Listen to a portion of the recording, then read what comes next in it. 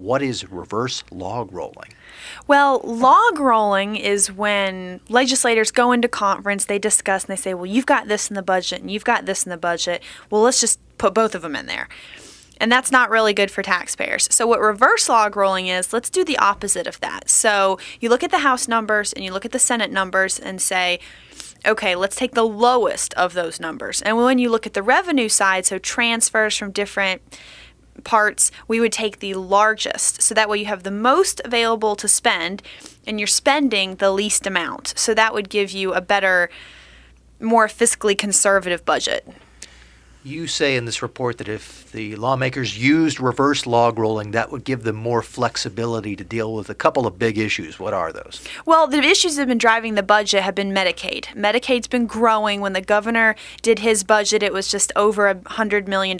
Now we're looking at over $300 million, and it keeps growing. And that's the shortfall. That's the Medicaid shortfall, yeah. And then we also have tax reform. The Senate and the House have both introduced their own versions of tax reform, which would adjust the number of dollars being able to spend in the budget. So if we do the reverse log rolling, the budgets are going to be $20.6 billion for the first year and $20.8 for the second year, which is really close to the budgets that the Senate and the House have proposed already. The big difference is that we'd have a huge surplus. So if we did the reverse log rolling, leave taxes out of it, we're looking at almost $600 million in the first year and close to $1 billion in the second year in surpluses, which would allow them the flexibility to work with the tax plan and put aside more money for the Medicaid shortfall if it does continue to grow.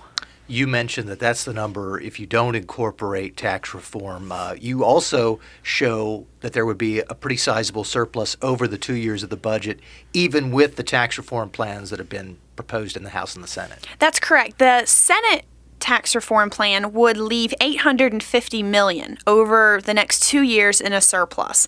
And then if we incorporated the House tax plan, which is not as aggressive as the Senate plan, we would have over $1 billion in surpluses still after imposing tax reform. So there's a lot of options still left on the table for these legislators when they go into conference to discuss these budgets.